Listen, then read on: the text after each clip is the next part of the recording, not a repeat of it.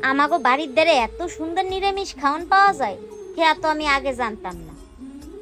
আর আমার ভিডিও যারা প্রতিদিন দেখেন হেরা তো জানবেনই যে আমি নিরামিষ খাইতে কত ভালোবাসি।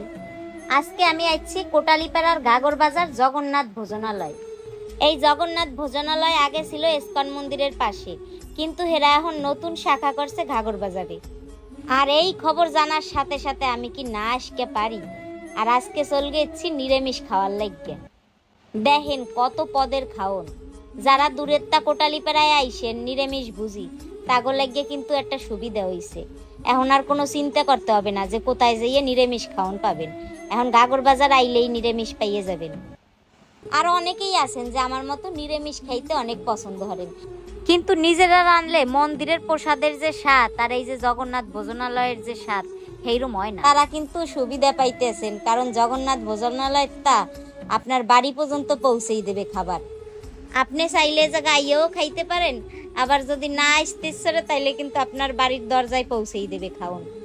ও কেডা কেডা আমার আগে খাইছেন অবশ্যই কিন্তু কমেন্টে জানাইয়েন।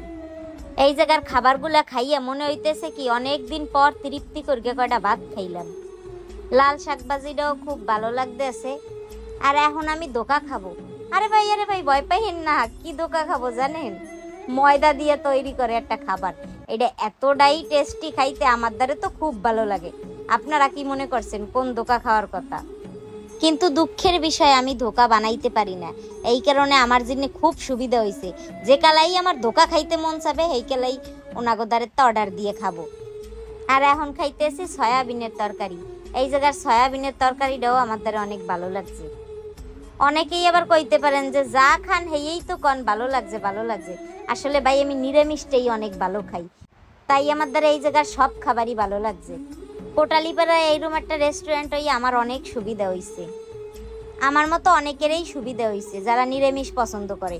অনেকেই আছে যে সব সময়ই নিরামিষ খায়, তাগো সুবিধা হয়েছে যদি বাজারে আইসে টাইসে খিদে লাগলে নিরামিষ খাইতে পারবে। আগে এইরকম ব্যবস্থা ছিল না, তাই জগন্নাথ যে রেস্টুরেন্টের কর্তৃপক্ষ তাগো অসংখ্য ধন্যবাদ যে কোটালীপাড়ার মতো জায়গায় এরকম একটা রেস্টুরেন্ট দেওয়ার জন্য। আর এই জায়গা আপনারা 3 বেলাই খাওয়ান পাবেন, রাত্রে সিঙ্গারা তারপর পুরি এইসব পাবেন। সকালবেলা ভর্তা ভাত থাকে, আরো একটু সবজি টবজি থাকে, কিন্তু দুপুর বেলা আইলে আপনারা অনেক পদের তরকারি দিয়ে খাইতে পারবেন। আর এই যে আমি এখন শেষ পাতে চাটনি খাইতে আসি, চাটনিটাও আমার দ্বারা অনেক ভালো লাগছে।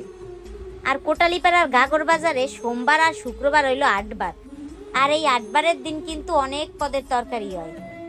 সবকিছু দিয়ে তৃপ্তি করে খাওয়ার পর এই যে লাস্টে মিষ্টি মুখ করলাম। আর এই জায়গার খাবারের প্রাইস যদি কইতে যাই তাইলে আপনারা অল্প টাকার ভিতর মেলা খাওন খাইতে পারবেন। আর যারা কোটালীপাড়ার ভিতর হোম ডেলিভারি নিতে চান অবশ্যই আমি পিন কমেন্টে তাগো পেজের লিংক দিয়ে দেব, আপনারা চাইলে আপনার বাসায় পৌঁছাইয়ে দিয়ে আসবে। আর এই রেস্টুরেন্টের ফুল লোকেশন হইলো ঘাগর বাজার বেদেপট্টি ইউসিবি ব্যাংকের নিচের তলায়। আর যারা একদমই চিনবেন না তাদের জন্য বলছি পুরাতন মাছের আড়তের পিছনের গলি। তো সবাই অনেক বেশি ভালো থাকবেন, আর ভিডিওটি দেখার জন্য অসংখ্য ধন্যবাদ।